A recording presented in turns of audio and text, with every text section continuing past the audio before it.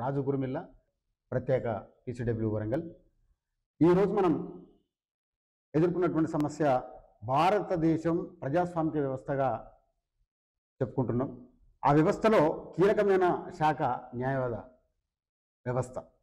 ఈ వ్యవస్థలో తెలంగాణ ఉద్యమంలో న్యాయవాదుల పాత్ర కీలకమైనదనే చెప్పక తప్పదు, చెప్పడంలో సందేహం కూడా లేదు. అయితే డాక్టర్ బాబాసాహెబ్ అంబేద్కర్ చెప్పినటువంటి ఆర్టికల్ 3, తర్వాత ప్రొఫెసర్ జయశంకర్ సారు చెప్పిన నీళ్లు నిధులు నియామకం అనేటువంటి అంశం మీద తెలంగాణ రాష్ట్రం పెద్దెత్తున ఉద్యమించింది. ఆ ఉద్యమంలో న్యాయవాదుల పాత్ర కీలకమైనప్పటికీ తదనంతరం తెలంగాణ రాష్ట్రం ఏర్పడిన తర్వాత అదే క్రమంలో ఏర్పడాల్సిన హైకోర్టు విభజన కూడా ఆ సందర్భంగా కాకుండా కొద్ది కాలం తర్వాత విభజన జరిగింది. ఈ క్రమంలో తెలంగాణ రాష్ట్ర వ్యాప్తంగా ఉన్నటువంటి 33 జిల్లాల్లో ఉన్నటువంటి న్యాయవాదుల సంక్షేమం కోసం, వాళ్ళ హక్కుల కోసం, వాళ్ళ మంచి చెడుల కోసం తెలంగాణ రాష్ట్ర బార్ కౌన్సిల్ అనేటువంటి కమిటీ రాష్ట్ర వ్యాప్తంగా ఉంటుంది. అయితే ఆ కమిటీ తీసుకునేటువంటి నిర్ణయాలు, న్యాయవాదుల కోసం వాళ్ళు చేయాల్సినటువంటి పనులు, వాళ్ళ సంక్షేమం కోసం చేయాల్సినటువంటి పద్ధతులు ఏ విధంగా ఉండాలనే అంశం మీద ఈరోజు పెద్ద చర్చ జరుగుతున్నది. దాన్ని పోరాడి తెచ్చుకున్న తెలంగాణ రాష్ట్రంలో ఇవాళ న్యాయవాదులు ఎదుర్కొన్నటువంటి సమస్య చాలా కీలకంగా మారింది అన్నటువంటి అంశం మీద ఒక చర్చ జరుగుతూ ఉంది. ఈ చర్చలో పాల్గొనడానికి, మన పీసీడబ్ల్యూతో మాట్లాడడానికి సామాజిక విశ్లేషకులు, అదేవిధంగా వరంగల్ న్యాయవాద జేసీ నాయకులు రామవరం నరసింహారావు సార్ మనతో ఉన్నారు. Sir good afternoon sir. ఉన్నారు, సార్తో మాట్లాడే ప్రయత్నం చేద్దాం. సార్ చెప్పండి సార్, తెలంగాణ రాష్ట్ర బార్ కౌన్సిల్ కమిటీ ఉంది కదా, ఆ కమిటీ న్యాయవాదుల సంక్షేమం కోసం పనిచేస్తున్నటువంటి కమిటీ ఉంటుంది. దాని పరిధి లేనిది ఏ విధమైనటువంటి నిర్ణయాలు తీసుకుంటుంది, ఏ విధంగా ఉంటుంది సార్ చెప్పండి సార్. ప్రత్యేక తెలంగాణ రాష్ట్రం ఏర్పడిన తర్వాత ప్రత్యేక తెలంగాణ రాష్ట్ర హైకోర్టు కోసం పెద్ద ఎత్తున పోరాటం జరిగినటువంటి విషయం వాస్తవం. ఏదైతే ప్రత్యేక తెలంగాణ కోసం తెలంగాణ న్యాయవాదులంతా ఏకమై పోరాటం చేసిందో అదే రకమైన పోరాటం ప్రత్యేక తెలంగాణ రాష్ట్ర హైకోర్టు ఏర్పాటు చేయడం కోసం కూడా పెద్ద సంఖ్యలో భాగస్వామ్యమే ఢిల్లీ స్థాయిలో పోరాటం చేసినటువంటి విషయం తెలంగాణ సమాజానికి తెలియదు కాదు. ఆ రకంగా పోరాటం చేసి తెచ్చుకున్నటువంటి ప్రత్యేక తెలంగాణ రాష్ట్ర హైకోర్టు తర్వాత వెంటనే బార్ కౌన్సిల్ ఏర్పడిన విషయం మనకు తెలియదు కాదు. తెలంగాణ రాష్ట్ర బార్ కౌన్సిల్ ఆ ఏర్పడినటువంటి క్రమంలో తెలంగాణ రాష్ట్ర బార్ కౌన్సిల్కి 25 మంది మెంబర్లు ఉంటారు. ఆ 25 మంది సభ్యులను తెలంగాణ న్యాయవాదులు ఎన్నుకుంటారు. ఆ రకంగా ఎన్నిక కాబడినటువంటి తెలంగాణ న్యాయవాదులు తెలంగాణ రాష్ట్రం ఏర్పడిన తర్వాత మొట్టమొదటిగా జరిగిన ఎన్నికలలో 25 మంది తెలంగాణ ప్రాంత న్యాయవాదులను బార్ కౌన్సిల్ సభ్యులుగా ఎన్నుకున్నాం. ఆ రకంగా జరిగిన ఎన్నికలలో 2 సంవత్సరాలకు గాను ప్రత్యేక తెలంగాణ రాష్ట్ర హైకోర్టులో బార్ కౌన్సిల్లో ఎన్నికలు నిర్వహించినటువంటి పరిస్థితులలో 2 సంవత్సరాలకు గాను ఎన్నికైనటువంటి బార్ కౌన్సిల్ సభ్యులు ఇప్పటికీ గత 8 సంవత్సరాలుగా కొనసాగుతున్నటువంటి విషయం ఈ సందర్భంగా ఇంక్లూడ్ చైర్మన్ పదవితో సహానా సార్. రైట్. అందులో చైర్మన్ గా ఉన్న 25 మందిలోనే ఒకరిని చైర్మన్ గా ఎన్నుకుంటారు, ఇంకొకరు వైస్ చైర్మన్ గా కూడా ఆ బార్ కౌన్సిల్ సభ్యులే వాళ్ళు అందరు బార్ కౌన్సిల్ అందరు కూడా సభ్యులుగా కొనసాగుతున్నారు. ఆ 25 మంది కూడా మొగోళ్ళని తెలంగాణ న్యాయవాదులు ఎన్నుకున్నటువంటి విషయము. అంటే ఇప్పటి వరకు అవకాశం లేదా సార్ మహిళలకు? మహిళా న్యాయవాదులకి ఇప్పటికి కూడా ఒక్కరు కూడా తెలంగాణ బార్ కౌన్సిల్లో సభ్యులుగా లేరు. వాళ్ళకి ఎటువంటి ప్రత్యేకటువంటి అవకాశం కూడా తెలంగాణ బార్ కౌన్సిల్ కల్పించలేదు. బార్ అసోసియేషన్ లో మాత్రము ఒక 2 మహిళలు ఉండాలనేటువంటి నిబంధన మోడల్ బైలాస్ లో తెలంగాణ బార్ కౌన్సిల్ ఏర్పాటు చేయడం జరిగింది. ఒక లేడీ జాయింట్ సెక్రటరీ ఉంటారు, ఒక మహిళా ఈసీ కూడా. అంటే ప్రతి బార్ అసోసియేషన్ లో 2 మహిళలు ఉండాలనేటువంటి ఒక నిబంధనను ఫ్రేమ్ చేసినప్పటికీ తెలంగాణ బార్ కౌన్సిల్లో ఒక్క మహిళను కూడా 25 మందిలో లేకపోవడం అనేది దురదృష్టకరం. అదే సార్, అంటే ఈ మధ్యకాలంలో పార్లమెంటులో కానీ రాష్ట్రంలో కానీ మహిళలకు ప్రత్యేక రిజర్వేషన్లు ప్రకటించినప్పటికీ ఇవాళ మనం చూస్తూ ఉన్నాం జ్యుడిషియరీలో, అంటే న్యాయ వ్యవస్థలో ప్రధానంగా ఇవాళ న్యాయ వ్యవస్థలో జడ్జిలు చూసుకుంటే సార్ ప్రతి 50 మందిలో దాదాపు 30 నుంచి 40 మంది మహిళా జడ్జిలే ఉంటున్నారు. మహిళా న్యాయవాదులు ఈ రోజులో పుట్టగొడుగులా వస్తున్నటువంటి పరిస్థితి కనపడతా ఉంది. మరి బార్ కౌన్సిల్ రాష్ట్ర వ్యాప్తంగా ఉన్నటువంటి బార్ కౌన్సిల్లో కూడా ఆ రకంగా లేకపోవడం గల కారణాలు ఏంటి? దాదాపు 50% మహిళా న్యాయమూర్తులు న్యాయ వ్యవస్థలో కొనసాగుతున్నటువంటి పరిస్థితి. ఈ మధ్య కాలంలో సామాజికంగా చైతన్యవంతమైనటువంటి ఎస్సీ, ఎస్టీ, బీసీ మహిళా మైనారిటీ సామాజిక వర్గానికి సంబంధించినటువంటి వ్యక్తులు పెద్ద ఎత్తున బయట నిరుద్యోగం వల్ల కూడా కావచ్చు ఈ న్యాయ వ్యవస్థకు వచ్చి న్యాయవాదులుగా కొనసాగుతున్నారు. అందులో భాగంగానే జ్ఞాన సంపన్నులైనటువంటి ఎస్సీ ఎస్టీ బీసీ మహిళా మైనారిటీ వాళ్ళంతా కూడా న్యాయమూర్తులుగా కొనసాగుతున్నటువంటి విషయము మనం మన తెలంగాణలో కూడా గ్రహించవచ్చు. భారతదేశ స్థాయిలో కూడా హైకోర్టు సుప్రీంకోర్టు న్యాయమూర్తులుగా మహిళలు కొనసాగుతున్న విషయము మనకు తెలియంది కాదు. అటువంటి సామాజికంగా ఎదిగినటువంటి సమాజము మహిళలు బార్ కౌన్సిల్లో అసలు ఒక్కరు కూడా లేకపోవడం దురదృష్టకరం. మనం చూసుకున్నట్లయితే 25 మంది తెలంగాణ బార్ కౌన్సిళ్లలో 15 మంది, సగానికి ఎక్కువ 15 మంది ఓసీలే ఉంటారు. సంపన్న కులాలకు సంబంధించినటువంటి ఓసీలు 15 మంది. ఇక్కడ గమనించాల్సిన విషయం ఏంటంటే సార్, ఇక్కడ గమనించాల్సిన విషయం ఏంటంటే సార్, అంటే తెలంగాణ రాష్ట్ర బార్ కౌన్సిల్లో సామాజిక వర్గాల వారీగా రిజర్వేషన్ల ప్రతిపాదికన చూసుకున్నప్పటికీ కూడా ప్రస్తుతం ఉన్నటువంటి సంఖ్య ఏ విధంగా ఉన్నది అంటే ఎవరి కోటాలో ఎంత మేరకు ఉండగలిగింది, సామాజిక న్యాయం అనేది అందులో ఏమన్నా ఇంక్లూడ్ కాగలిగిందా?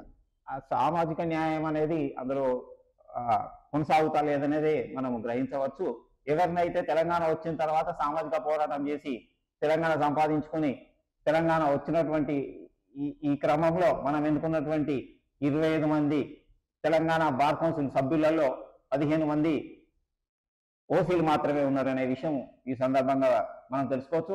ఆ ఓసీలు 10% లేనటువంటి ఓసీలు 60% తెలంగాణ బార్ కౌన్సిల్లో కొనసాగుతున్నారు. అదేవిధంగా తెలంగాణ బార్ కౌన్సిల్లో 25 మంది సభ్యులు ఉంటారు. ఆ 25 మంది సభ్యులలో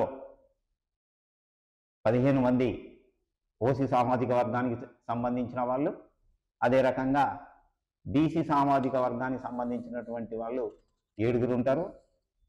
అదే రకంగా ఎస్సీ సామాజిక వర్గానికి సంబంధించిన వాళ్ళు ఒకరే ఉంటారు. అందులో ఎస్టీకి అసలే స్థానం లేదు, మహిళలు అందులో లేనే లేరు. యాక్చువల్లీ 25 మంది బార్ కౌన్సిల్ మెంబర్లలో 10% కూడా సామాజికంగా లేనటువంటి ఓసీలు ఇందులో 60% మందిని ఈ సందర్భంగా మనం గుర్తించవచ్చు. అదే రకంగా 60% పైన పడి ఉన్నటువంటి 60%కి మించి ఉన్నటువంటి బీసీలు, ఆ బీసీ సామాజిక వర్గం సంబంధించి ఈ బార్ కౌన్సిల్ సభ్యులలో 30% కూడా లేదనే విషయం ఈ లెక్కలను బట్టి మనం అర్థం చేసుకోవచ్చు. కాబట్టి మనం అర్థం చేసుకోవాల్సింది ఏంటంటే తెలంగాణ పోరాటం ఏ సామాజిక హక్కుల కోసం అయితే జరిగిందో, ఏ వివక్షకు వ్యతిరేకంగా జరిగిందో, ఏ న్యాయం కోసం అయితే జరిగిందో ఆ న్యాయం అనేది, ఆ వివక్ష అనేది ఇప్పటికీ కూడా కొనసాగుతున్నటువంటి విషయం మనం గుర్తించవచ్చు. ఒక బాధితుడు న్యాయస్థానాన్ని ఎందుకు ఆశ్రయిస్తాడు అనుకున్నప్పుడు తనకి ఏదైనా సమస్య, అది సివిల్ తగాదా కావచ్చు లేదా క్రిమినల్ తగాదా కావచ్చు, ఏదైనా కావచ్చు, ఒక న్యాయవాది దగ్గరికి న్యాయం కోసం వస్తాడు. త్రూ ఆ న్యాయవాది ద్వారా కోర్టు నుంచి న్యాయం పొందాలనుకుంటాడు. అలాంటి న్యాయ వ్యవస్థను కాపాడాల్సిన అటువంటి ఈ బార్ కౌన్సిల్ తెలంగాణ వ్యాప్తంగా ఉన్నటువంటి రాష్ట్రం ఏదైతే ఉందో అందులో లోపాలు ఉండడం అని అంటే దేని నిదర్శనం చెప్పుకోవచ్చు సార్ మనకి. ఓకే మీరు చాలా మంచి ప్రశ్న అడిగినారు. అది చాలా గొప్ప ప్రశ్న కూడా. యాక్చువల్లీ ఏంటంటే దేశమంతా కూడా న్యాయ వ్యవస్థ ఉన్నది. ఏ తప్పు జరిగినా కూడా న్యాయస్థానం పోయి మనం న్యాయం చేసుకోవచ్చని సమాజం భావిస్తూ ఉంటుంది. వాస్తవం న్యాయ వ్యవస్థలో ఏముంటుంది, చట్టం ముందట అందరూ సమానమే ప్రియాంబుల్లో ఉంటుంది. చదువుకున్నప్పుడు న్యాయశాస్త్రం చదువుకున్న మొదట్లో ప్రియాంబుల్లో చట్టం ముందు అందరూ సమానమే, సమాన హక్కులు సమాన అవకాశాలు, equal rights and equal opportunities. సమాన హక్కులు సమాన అవకాశాలు. ఆ సమాన హక్కులు అనేది సామాజికంగా ఇక్కడ కనబడతలేవు. ఆ సామాజిక కోణంలో ఆ రిజర్వేషన్ అనేది కొనసాగాల్సిన అవసరం ఉన్నది. సమాన హక్కులు ఉండాలి, సమాన అవకాశాలు కూడా ఉండాలి. అదే 35,000 ఏదైతే 35 సంవత్సరాలు దాటి న్యాయవాద వృత్తిలోకి వచ్చినటువంటి న్యాయవాదులకు ఆ వెల్ఫేర్ సౌకర్యం కల్పిస్తలేదు న్యాయ వ్యవస్థలో. ఏదైతే 35 సంవత్సరాలు దాటిన తర్వాత వెల్ఫేర్ ఫండ్ సౌకర్యం లేకుండా దానికంటే ముందు కొనసాగుతున్న వాళ్ళే ఆ వెల్ఫేర్ పొందుతున్నటువంటి విషయము మనం ఈ సందర్భంగా గుర్తించవచ్చు.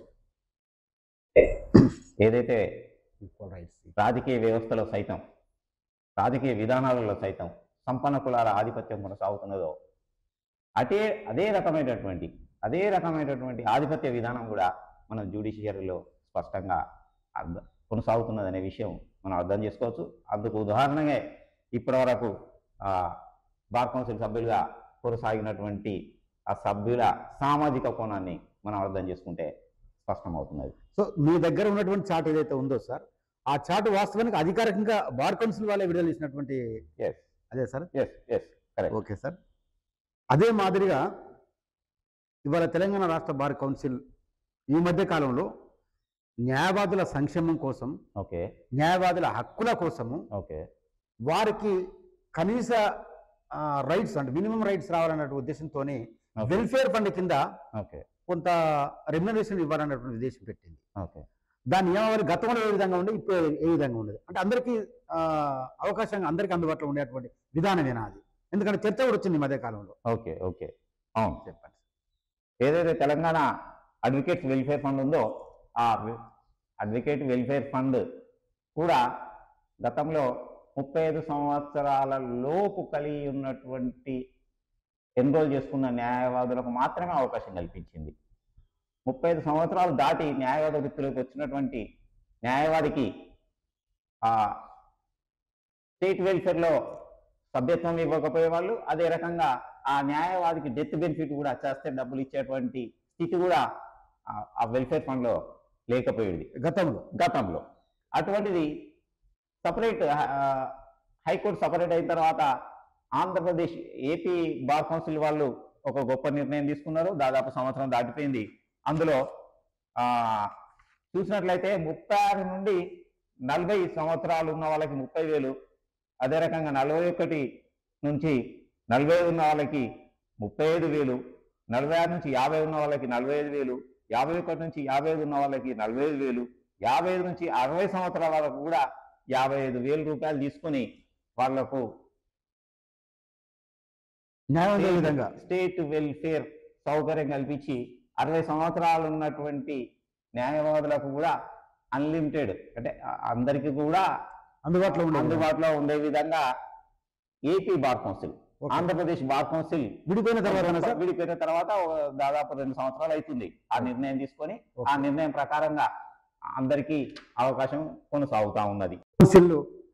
ఈ మధ్య కాలంలో తీసుకున్నటువంటి నియమ నిబంధనలు ఏ విధంగా ఉన్నాయి సార్ వెల్ఫేర్ ఫండ్కి సంబంధించి? ఏదైతే తెలంగాణ అడ్వకేట్స్ వెల్ఫేర్ ఫండ్ ఉందో అందులో 36 సంవత్సరాల నుంచి 40 సంవత్సరాల వరకు కలిగి ఉన్నటువంటి వ్యక్తులు దాదాపు 50,000 రూపాయలు చెల్లించాలన్నటువంటి నిబంధన అందులో ఉంది. అదే రకంగా ఒక స్టాండింగ్ అనేటువంటి నిబంధన పెట్టింది. ఏ స్టాండింగ్? 7 సంవత్సరాలు ఉండాలి. 36 సంవత్సరాల నుంచి 40 సంవత్సరాల లోపు ఉన్నటువంటి ఒక న్యాయవాదికి 7 సంవత్సరాలు స్టాండింగ్ కలిగి ఉండాలి తప్పనిసరి అనేది అందులో భావించినప్పుడు ఆ 36లో 7 సంవత్సరాలు స్టాండింగ్ తీసినట్లయితే ఆ న్యాయవాదికి 29 సంవత్సరాలు అంటే 29 సంవత్సరాలు ఉన్న వ్యక్తికి మాత్రమే ఇప్పుడున్నటువంటి పద్ధతి ప్రకారంగా వెల్ఫేర్ సౌకర్యం కల్పిస్తారు. 30 సంవత్సరాలు కలిగి ఉన్నటువంటి న్యాయవాదికి కూడా అంటే ఇప్పుడు ఇక అవకాశం లేదు. 39 సంవత్సరాల వయసున్న న్యాయవాది 29 సంవత్సరాల వయసున్న న్యాయవాదికి కూడా ఈ అవకాశం లేదన్నమాట. 29 లోపు వరకు మాత్రమే ఉంటుంది. ఆ తర్వాత సంవత్సరాలు కలిగి ఉన్న న్యాయవాది కూడా ఇప్పుడు ప్రకారంగా స్టేట్ వెల్ఫేర్ లో సభ్యత్వం ఇచ్చేటువంటి అవకాశం లేదు. అది కూడా 50,000 రూపాయలు కట్టాలి. 50,000 రూపాయలు కడితేనే. ఏపీనేమో 30,000 కట్టాలి, ఇది మాత్రం 50,000 కట్టాలి. అది కూడా 30 సంవత్సరాలు దాటకుండా. అంటే అయితే సార్ ఇప్పుడు ఆంధ్రప్రదేశ్ రాష్ట్ర బార్ కౌన్సిల్ తీసుకున్నటువంటి నిబంధన ఏదైతే ఉందో దాంట్లో వాళ్ళు 3 కాలమ్స్ ఇచ్చారు. ఒకటి ఏజ్ గ్రూపు, తర్వాత అమౌంట్. అవును. ఇక్కడ మన తెలంగాణ గవర్నమెంట్కి వచ్చేటప్పటికి స్టాండింగ్ అనేటువంటి ఒక ఆప్షన్ పెట్టింది. అవును. ఆ స్టాండింగ్ అనేది ఏ విధంగా ఉండబోతున్నది న్యాయవాదులకి? అంటే ఇక్కడ స్టాండింగ్ వచ్చేసరికి వాళ్ళు 60 సంవత్సరాల వరకే ఏపీ ఇచ్చినది. అది తెలంగాణ మాత్రం 65 సంవత్సరాలు కలిగి ఉన్నటువంటి న్యాయవాదులకు కూడా. అంటే దీన్ని ఏ విధంగా అర్థం చేసుకోవచ్చు సార్? అంటే దాదాపుగా అట్టడుగు స్థాయిలో ఉన్నటువంటి న్యాయవాదులు అధిక దారిద్ర్య రేఖ నుండి ఆ న్యాయ వృత్తిలోకి వచ్చేటువంటి ఎవరైతే విద్యార్థులు ఉన్నారో, ఎల్ఎల్బిలోకి వచ్చేటువంటి విద్యార్థులు, అంటే ఒక రకంగా వాళ్ళకు విద్యను అందకుండా వేయడం కోసం ఈ రకంగా దీన్ని అర్థం చేసుకోవచ్చు. అట్లా అదే ఆ రకంగా కూడా మనం ఇందులో అర్థం చేసుకోవచ్చు. ఎప్పుడైతే ఏపీ ఇచ్చిన తర్వాత 65 సంవత్సరాలు కలిగినటువంటి న్యాయవాదికి కూడా వెల్ఫేర్ సౌకర్యం కల్పిస్తామన్నది. అందుకు గాను 75,000గా చెల్లించాలనేటువంటి నిబంధన ఉన్నది. ఆ 61 నుంచి 65 మధ్యలో 30 years అంటే ఆ స్థాయి స్టాండింగ్ అడుగుతుంది. ఆ డబ్బులు కట్టిన వాళ్ళకి మాత్రమే ఎలిజిబుల్ అని అర్హులు అన్నమాట వాళ్ళు. అర్హులు అన్నమాట. వాళ్ళ స్టాండింగ్ కూడా ఇంకొకటి, Standing డబ్బులు మాత్రమే కాకుండా స్టాండింగ్ స్టాండింగ్ అని ఒక కొత్త నిబంధన పెట్టేసి ఇప్పుడు 61 Telangana state bar council. Right right Telangana bar council ఇందులో ఏమంటారంటే ఏదైతే 61 సంవత్సరాలు కలిగినటువంటి న్యాయవాది 75,000 కట్టాలి. 75,000 కట్టాలంటే 30 years స్టాండింగ్. 30 years స్టాండింగ్ అంటే 61 నుంచి 30 సంవత్సరాలు తీసేస్తే 31 సంవత్సరం కలిగి ఉండాలి. అంటే 31 సంవత్సరాలు కలిగి ఉన్నటువంటి వ్యక్తి 75,000 కడితే బార్ కౌన్సిల్ మెంబర్ అవుతాడు. రైట్ రైట్ అప్పుడు 75,000 కట్టినప్పుడు మాత్రమే అందులో అర్హత డబ్బులు కట్టలేడు, అంత స్టాండ్ ఉండలేదు అని ఎలిజిబుల్ కాడు. సో ఇక్కడ అట్టడు వర్గానికి సంబంధించినటువంటి సామాజిక వర్గానికి సంబంధించినటువంటి వాళ్ళు న్యాయ వృత్తిలోకి వచ్చేటువంటి పరిస్థితి లేదు.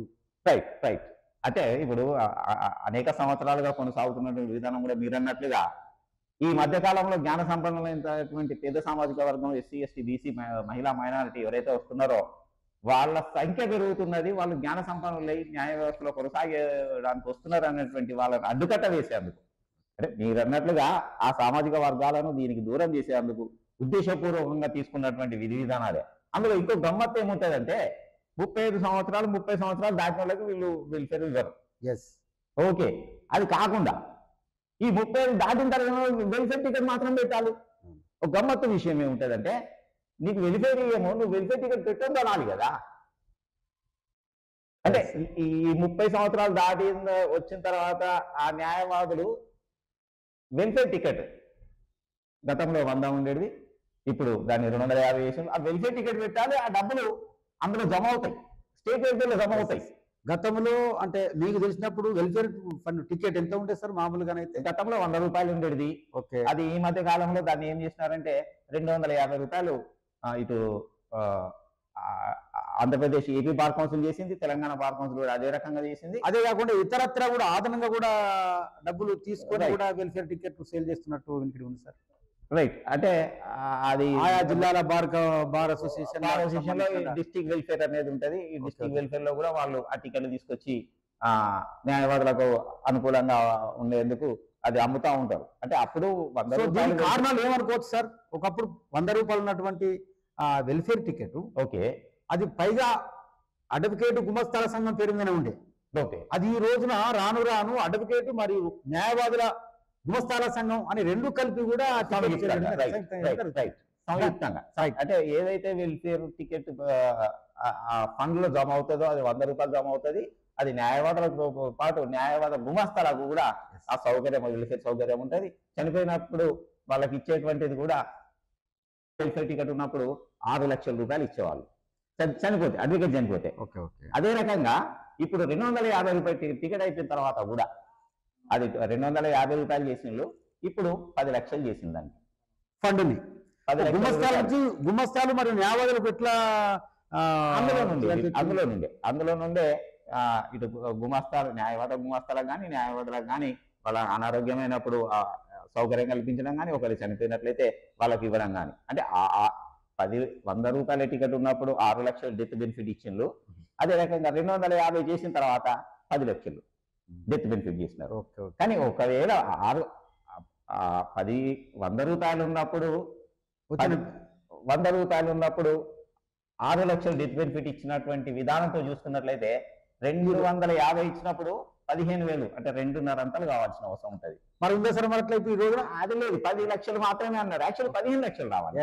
ఆ 15 లక్షలు ఇవ్వకుండా దాన్ని 10 లక్షల వరకే పరిమితం చేసి, అది కూడా స్టాండింగ్ అనేటువంటి కొరిగి పెట్టి, ఏంటంటే 65 సంవత్సరాలలో కూడా ఇస్తామనే తప్పుడు సంకేతం ఇచ్చి, అంటే ఇందులోనే జిమ్మిక్కు చేసుకుంటా ఓ తప్పుడు సంఖ్య. ఎన్నికలు వచ్చినాయి కాబట్టి తీసుకొచ్చినారు.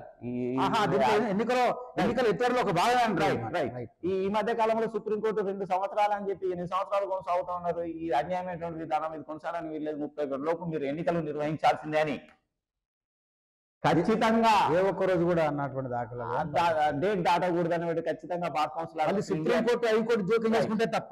రైట్ అవి జోక్యం చేసుకుంటే తప్ప ఎన్నికలు నిర్వహించడానికి ఇప్పటికి కూడా ముందుకు రాని పరిస్థితి. అది కూడా జనవరి 31 లోపు ఎన్నికలు నిర్వహించాలని నిబంధన వచ్చింది కాబట్టి ఆ మేఘాల మీద అక్కడ ఆంధ్రప్రదేశ్ అందులో భాగమే ఈ యొక్క నిబంధన Right. విడుదల చేయడం జరిగింది. Correct. Right right sir. ఎన్నికలు వచ్చినాయి కాబట్టి ఈ విషయం ముందుకు వచ్చింది. అంటే మళ్ళీ గెలవాలనేటువంటి ఒక ఉద్దేశంతో మేము కూడా ఏదో పని చేసినాం అంటే బయట ఉన్న రాజకీయ పార్టీలకు రాజకీయ నాయకులకు ఇక్కడి న్యాయ వ్యవస్థలో ఉన్నటువంటి న్యాయవాదుల భార్యాచరణలకు కూడా ఈ తంతు కొనసాగుతుందన్నమాట. వాస్తవం.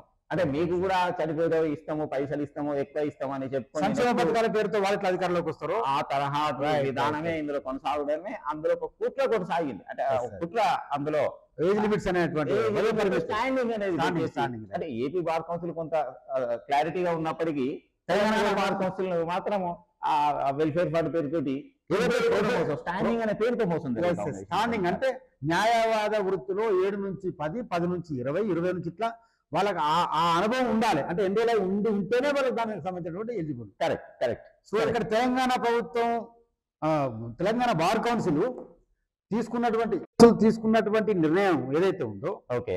అంటే ఆదనంగా Hmm. అంటే ఇక్కడ ప్రొఫెసర్ జయశంకర్ సార్ చెప్పినట్టు మా నియామకాలు మా నిధులు ఓకే. అంటే ఆ క్రమంలో అర్థం తప్పించింది కదా సార్ ఇక్కడ ఒక రకంగా చెప్పాలంటే. ఎస్ వాస్తవం. ఏదైతే దోపిడీకి వ్యతిరేకంగా ఒక రకంగా ఏదైతే ఆంధ్ర పెత్తనం వద్దనుకున్నాం, ఓకే ఏదైతే ఆంధ్ర నుంచి విడిపోవాలనుకున్నాము, ఓకే విడిపోతేనే మా వాటా మాకు దక్కుతుందని అనుకున్నటువంటి క్రమంలోనే ఓకే మన రాష్ట్రంలో మన తెలంగాణలో ఓకే. ఇలాంటి నిబంధనలు పెట్టడం అనేది అంటే ఇప్పుడు మీరు చెప్పినటువంటి నిధులు నీళ్లు నియామకాలు అనేటువంటి పోరాటం ఎందుకు వచ్చిందంటే దోపిడీకి వ్యతిరేకంగా. దోపిడీకి వ్యతిరేకంగా జరిగినటువంటి విషయం మనం అర్థం చేసుకోవచ్చు. దోపిడీ ఏం జరిగింది? నిధులు నీళ్లు నియామకాలు తెలంగాణ రాష్ట్రానికి సంబంధించిన ఆ వాటాను దోపిడీ చేస్తున్నారని తెలంగాణ సమాజం అంతా ఏకమై కుల మత వర్ణ వర్గ లింగ వయ వ్యత్యాసాలకు అతీతంగా జేఏసీలుగా ఏర్పడినటువంటి అన్ని సంఘాలు తెలంగాణ సమాజం అంతా ఏకమై ఢిల్లీ స్థాయిలో పోరాటం చేస్తే తెలంగాణ వచ్చింది. దోపిడీకి వ్యతిరేకంగా జరిగిన పోరాటంలో తెలంగాణ రాష్ట్రం సాధించుకున్నటువంటి ఈ క్రమంలో దోపిడీ నుంచి విముక్తి పొందినటువంటి తెలంగాణ దొరలపాలైందా దొంగల పాలైందా అని గ్రహించాల్సిన అదే మీరు దాని మీద కూడా అదే పెట్టుకున్నారు. తెలంగాణ దొరల కోసమా దొంగల కోసమా అని క్వశ్చన్ మార్క్ చేస్తూ. అంటే ఏ పోరాటం అయితే దోపిడీకి వ్యతిరేకంగా జరిగిందో, ఏ దోపిడీ నుంచి విముక్తి పొందిందో, ఆ విముక్తి పొందిన తెలంగాణ ఈ రోజు న్యాయ వ్యవస్థలో ఈ స్టాండింగ్ అనేది నిబంధన చూస్తే తెలంగాణ ఉద్యమంలో పాడిన పాట యాదికి వస్తుంది. గారడి చేస్తుండ్లు, గడిబిడి చేస్తుండ్లు, తొండికి దిగుతుండ్లు, మొండికి పోతుండ్లు. ఆ విధానము ఇందులో జ్యుడిషియర్లో స్పష్టంగా తెలుస్తా ఉంటది. అంటే ఒక రకంగా చెప్పుకుంటే తెలంగాణ ఆంధ్ర వాళ్ళ బార్ కౌన్సిల్ ఒక రకంగా వాళ్ళు ఇచ్చినటువంటి నిబంధనలు అందరికీ అందుబాటులో. రైట్. అంటే మనం తెచ్చుకున్న పోరాడు తెచ్చుకున్న తెలంగాణలో మాత్రం కుట్ర జరుగుతాం. రైట్ వాస్తవం. ఏపీ బార్ కౌన్సిల్ తీసుకున్నటువంటి ఆ వెల్ఫేర్ ఫండ్ లో 60 సంవత్సరాల లోపు న్యాయవాదులకి సౌకర్యం అన్నారు. అందులో ఫేర్ గా ఎటువంటి స్టాండింగ్ అనే నిబంధన లేదు. అమౌంట్ కూడా ఒక పద్ధతిలో పెట్టిండు. మన వాళ్ళు మాత్రం ఒక స్టాండింగ్ అనే ఒక కొరివి పెట్టి అదే రకంగా 65 సంవత్సరాల వరకు కూడా మేము ఇస్తామని అనిపించింది. అమౌంట్ కూడా విపరీతంగా వేయించేసి అందుబాటులో లేకుండా పేద సామాజిక వర్గం కట్టలేని స్థితికి తీసుకొచ్చి. నర్సింగ్ సార్ మరొక క్వశ్చన్ సార్. ఏనది ఇవాళ ఆంధ్రప్రదేశ్ లో గతంలో ఉన్నటువంటి వైఎస్ జగన్మోహన్ రెడ్డి గారు అక్కడ ఆంధ్రలో ఉన్నటువంటి న్యాయవాదులకు నూతనంగా లా విద్యను పూర్తి చేసుకొని న్యాయవ్యవస్థలకు అడుగుపెట్టినటువంటి జూనియర్ విద్యా అడ్వకేట్లకి వెల్ఫేర్ ఫండ్ ప్రత్యేకంగా కేటాయించడం జరిగింది. ద సేమ్ టైం తెలంగాణలో కూడా అలాంటి ప్రతిపాదన ఉందా? ఇచ్చేటువంటి పరిస్థితి కానీ ఇచ్చిన పరిస్థితి ఏమైనా ఉందా సార్? ఇక్కడ ఏమైనా ఉంటుందా? రైట్. అంటే గతంలో కేసీఆర్ ప్రభుత్వం 100 కోట్లు కేటాయించినటువంటి వాస్తవము మీరు అన్నట్లుగా తెలంగాణ వచ్చినటువంటి కొత్తలో. అదే రకంగా ఇప్పుడు వచ్చినటువంటి ఈ కాంగ్రెస్ ప్రభుత్వం కూడా వచ్చిన తర్వాత న్యాయవాదుల సంక్షేమం కోసం మరో 100 కోట్లు కేటాయిస్తామని చెప్పేసి వాళ్ళ ఎజెండాలో పెట్టుకొని ఎన్నికలకు వచ్చిన విషయం స్పష్టంగా తెలుసు. ఆ రకంగా 100 కోట్లు ఇస్తానన్నటువంటి తెలంగాణలో కొనసాగుతున్న కాంగ్రెస్ ప్రభుత్వం ఇప్పటి కూడా 100 కోట్లు కేటాయించలేదు. ఆ విషయంగా మన 25 మంది బార్ కౌన్సిల్ పోరాటం పెద్ద ఎత్తున చేయలేదు. దానివల్ల కూడా ఈ రోజున తెలంగాణ న్యాయవాదుల సంక్షేమానికి నిధులు కేటాయించి వాళ్ళు చేస్తే డబ్బులు కానీ ఏమైనా వాళ్ళ ఎదుగుదలకు పేద న్యాయవాదులకు అంటే నెల ఇచ్చేటువంటి పరిస్థితి లేదు. సీనియర్ న్యాయవాదులు రిటైర్డ్ అయితే వాళ్ళకు పెన్షన్ రూపంలో ఇచ్చేటువంటి పరిస్థితి కూడా లేదు. దీనికి అంతటి కారణం ఏంటంటే ఏదైతే ప్రభుత్వం తెలంగాణ న్యాయవాదుల సంక్షేమం కోసం ఇస్తున్నటువంటి ఆ 100 కోట్లు ఇచ్చినట్లయితే ఈ బార్ కౌన్సిల్ సభ్యులు న్యాయవాదుల సంక్షేమం కోసం కొంచెం ప్రయత్నం చేసేటువంటి అవకాశం ఉంటుంది. ఇటువంటి తప్పుడు కొరియలు పెట్టి గారడి చేసి గందరగోళం చేసి మోసం చేసి సమాన హక్కులు సమాన అవకాశాలకు విరుద్ధంగా అన్ని న్యాయ వ్యవస్థలో సైతము సామాన్యుకు దక్కని న్యాయం న్యాయవాదికు దక్కేటువంటి పరిస్థితి లేదనేది లేదు. ఇక సాధారణ ప్రజల గురించి మీరు చెప్తా ఉంటే ఇందులో మీవే మీకు లేదు, మా సాధారణ ప్రజలకు ఏం చేస్తారని ప్రశ్నించే స్థితే కదా తెలంగాణ సమాజం. మరొక ప్రశ్న సార్, ఈ మధ్య కాలంలో న్యాయవాదుల ఆరోగ్య భద్రత కోసం, ఓకే, న్యాయవాదుల ఆరోగ్య నిమిత్తం ఓకే, కొంత కార్డు రూపంలో కేటాయించిన పరిస్థితి కనిపించిన పరిస్థితి విన్నాం సార్. ఓకే, అదే మేరకు న్యాయవాదులకు పనిచేస్తా ఉన్నది, ఏ మేరకు పనిచేసింది? న్యాయవాదుల కోసం ఇప్పుడు నేను చెప్పినట్లుగా ఇందాక ఏదైతే కేసీఆర్ 100 కోట్లు కేటాయించండి, అంటే 100 కోట్లు ఇవ్వడం అనేది వేరు, కేటాయించడం వేరు. వరకే పరిమితం అన్నమాట.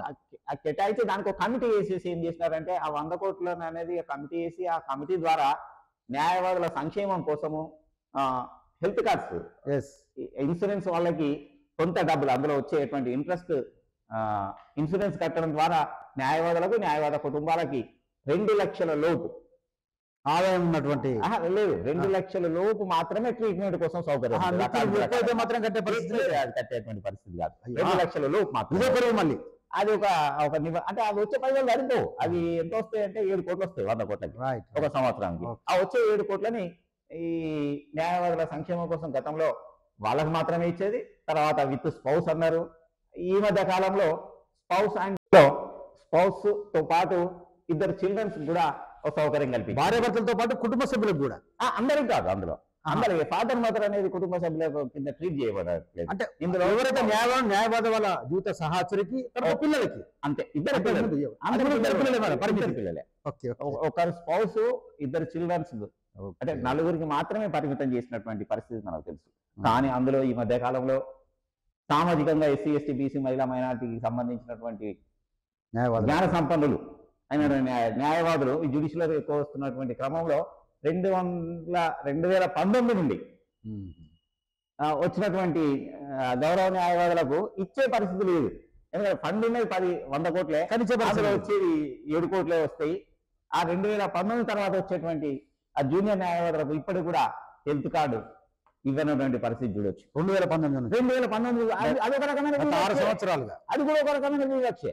అంటే 2019 తర్వాత 6 సంవత్సరాలుగా వచ్చినటువంటి ఆ జూనియర్ న్యాయవాదులకి హెల్త్ కార్డు లేకుండా దానికంటే ముందున్న వాళ్ళు మాత్రమే హెల్త్ కార్డు సౌకర్యం పొందుతూ, అంటే ఈ వివక్ష అనేది జ్యుడిషియరీలో జూనియర్లు సీనియర్లు సమాన హక్కులు సమాన అవకాశాలు లేకుండా ఈ తప్పుడు విధానాలు బహిరంగంగా కొనసాగించడం, 2 సంవత్సరాల కోసమే అని చెప్పేసి ఎన్నికలు నిర్వహించి 8 సంవత్సరాలు కొనసాగడం, 65 సంవత్సరాలు ఉన్న వాళ్ళకు కూడా హెల్త్ కార్డు ఇస్తాం స్టాండింగ్ అనే నిబంధన పెట్టడం, జూనియర్ల దగ్గర నుంచి కూడా అంటే వెల్ఫేర్లో లేని వాళ్ళ దగ్గర కూడా టికెట్ కలెక్ట్ చేయడం, ఇదంతా పెద్ద ఎత్తున కొనసాగుతున్నటువంటి వివక్షగా మనం అర్థం చేసుకోవచ్చు. Right sir. ఈ మధ్య కాలంలో తెలంగాణ రాష్ట్రం ఏర్పడిన తర్వాత ఓకే న్యాయవాదులపై దాదాపుగా దాడులు విపరీతమవుతున్నటువంటి పరిస్థితి కనపడతా ఉన్నది. ఓకే, ఉదాహరణకి తెలంగాణ రాష్ట్రంలో ఉన్నటువంటి పెద్దపల్లి జిల్లాలో మంత్రి ఆ ప్రాంతంలో ఓకే వామన్ రావు దంపతులు ఇద్దరి మీద కూడా పట్టవాళ్ళు నరికి చంపేసినటువంటి సంఘటన మనం చూసాం.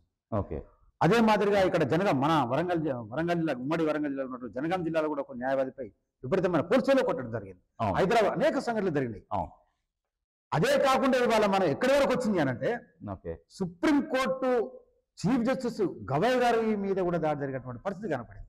అంటే ఈ న్యాయవాదులకు కానీ ఈ జడ్జెస్కి కానీ తర్వాత ఈ న్యాయ వ్యవస్థకు కానీ ఈ పాలక వర్గాలకు కానీ అంటే న్యాయవాదులకు ఒక ప్రత్యేకమైనటువంటి చట్టం రక్షణ చట్టమో లేకపోతే ప్రత్యేకమైన చట్టమో ఇవాళ SC STల మీద దాడులు జరిగితే ప్రత్యేకమైన చట్టం వచ్చేసింది.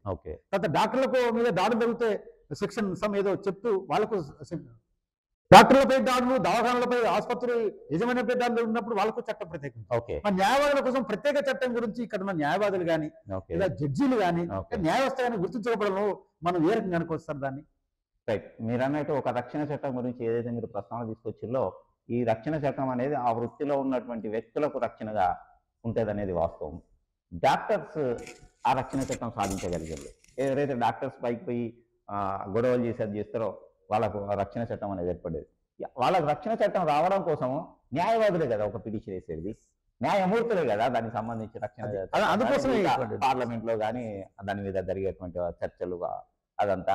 కానీ న్యాయవాదులుగా కొనసాగుతున్న వాళ్ళకి ఇప్పటికి కూడా న్యాయవాదులకు రక్షణ చట్టం తీసుకురాలేకపోయారు మన bar council, state bar council కానీ బార్ కౌన్సిల్ ఆఫ్ ఇండియా కానీ. దాని కోసం పెద్ద ఎత్తున పోరాటం చేసే పరిస్థితి లేదు.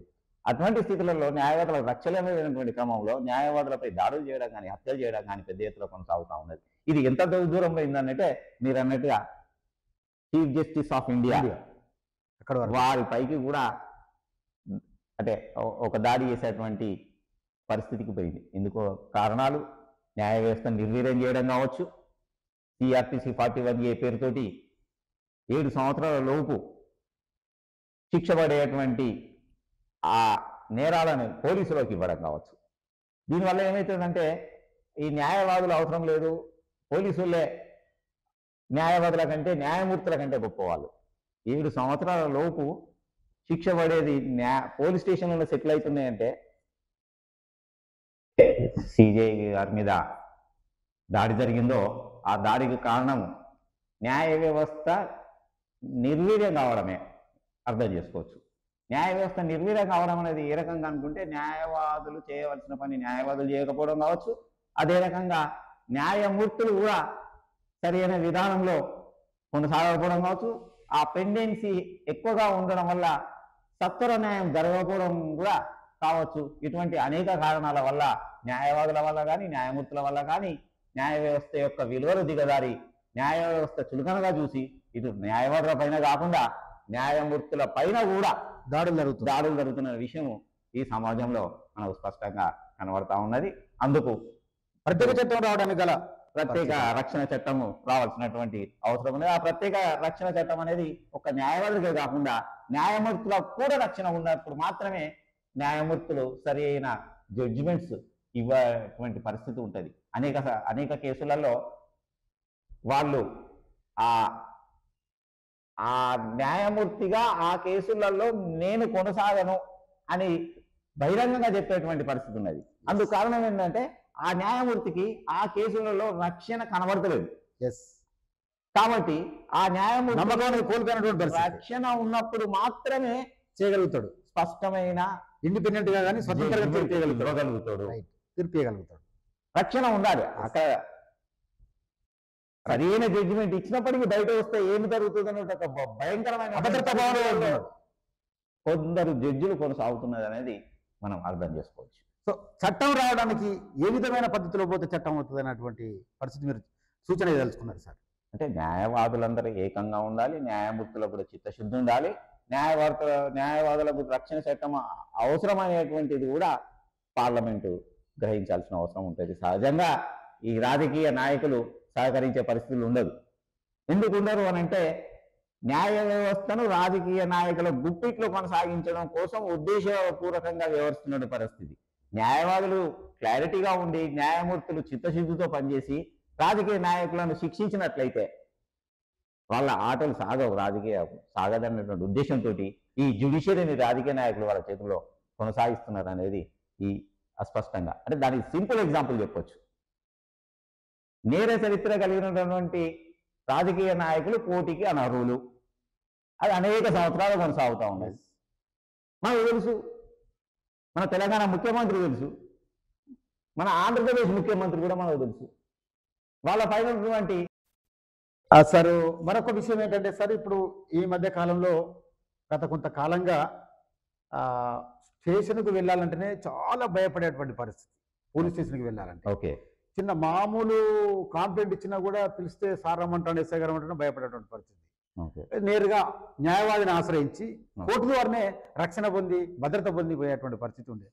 కానీ ఈ రోజులల్లో చాలా చట్టాలు వచ్చినాయి. అందులో 41 CRPC A అనేటువంటి చట్టం కూడా వచ్చిందని విన్నాం సార్. అది ఎవరికి ఉపయోగము, దానివల్ల నష్టం ఎంత లాభం ఎంత, ఒకవేళ లాభం ఉంటే ఎవరికి, నష్టం ఉంటే ఎవరికి, ఈ విషయం మీద మీరు ఒకసారి చెప్పండి. CRPC 41A ద్వారా స్టేషన్లోనే బెయిల్ ఇవ్వచ్చు అనేటువంటి విధానం కొనసాగుతున్న విషయం. పోలీస్ స్టేషన్లోనే బెయిల్ ఇవ్వరు. స్టేషన్ బెయిల్, అది కూడా 7 సంవత్సరాల లోపు శిక్ష పడేటువంటి ఆ కేసులలో మాత్రం స్టేషన్ బెయిల్ ఇవ్వచ్చు అనేసి దానికి సంబంధించి కొన్ని నియమ నిబంధనలు ఉన్నాయి. ఆ నియమ నిబంధనలు ఉన్నప్పుడు ఎక్కడ కూడా న్యాయమూర్తికి మాత్రమే కలిగినటువంటి పవర్స్ని పోలీసులకు ట్రాన్స్ఫర్ చేస్తూ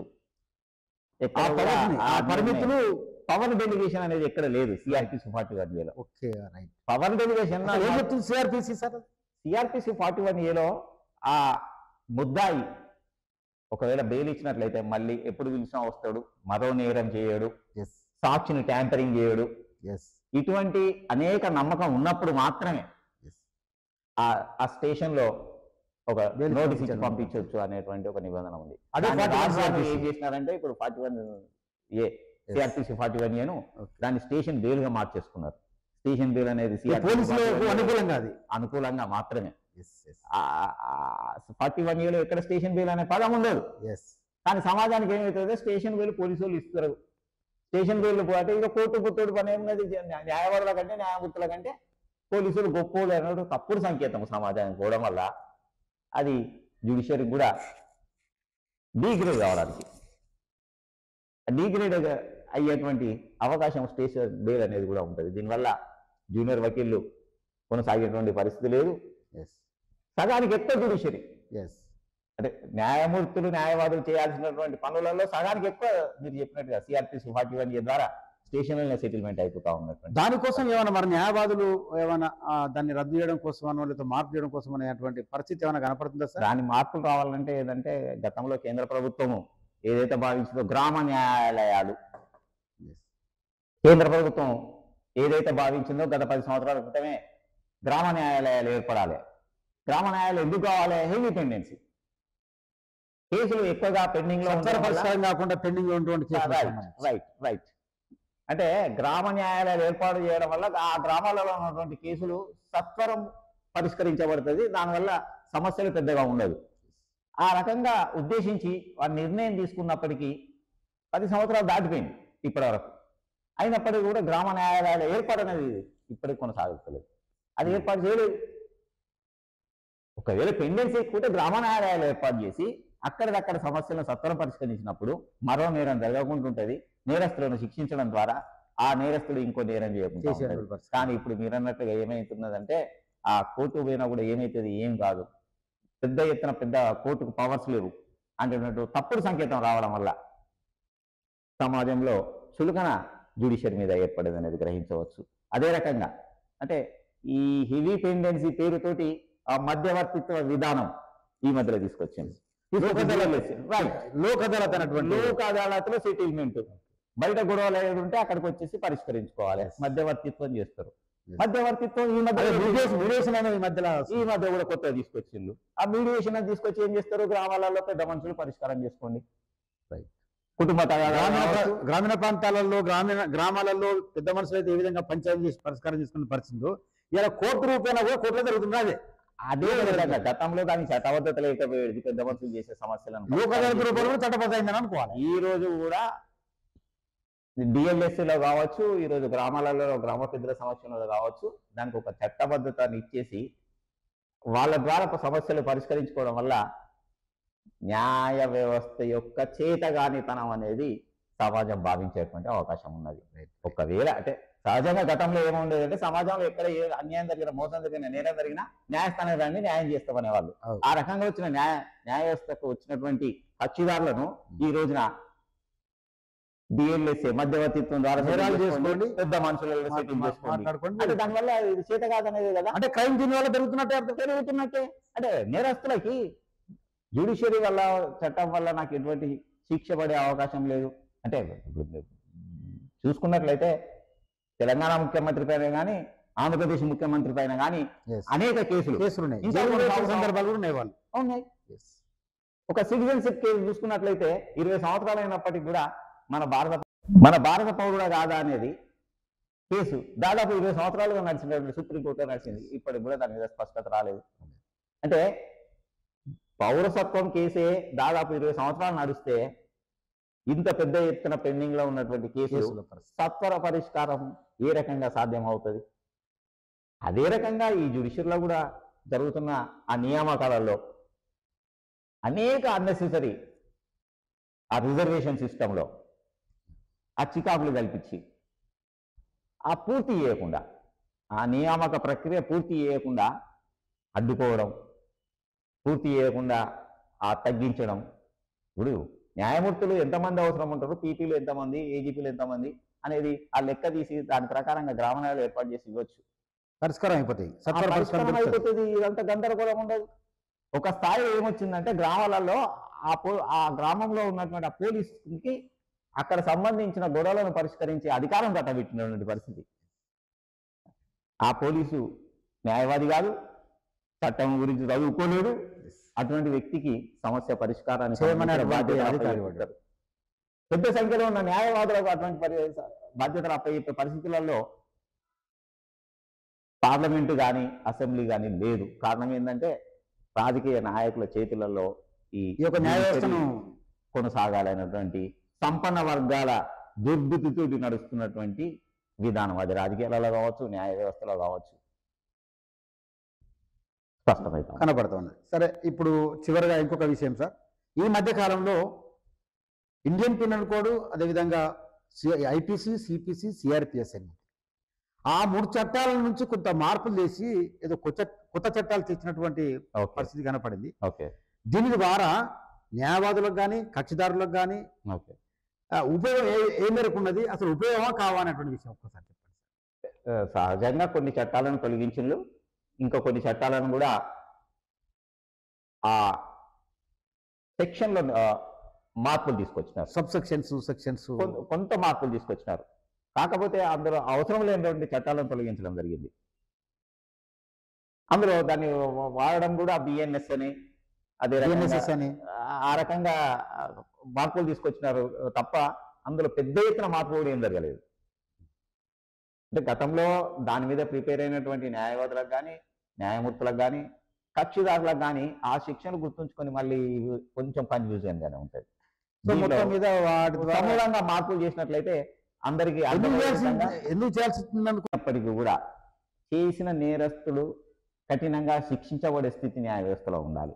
అప్పుడు మాత్రమే న్యాయ వ్యవస్థ గౌరవం ఉంటుంది.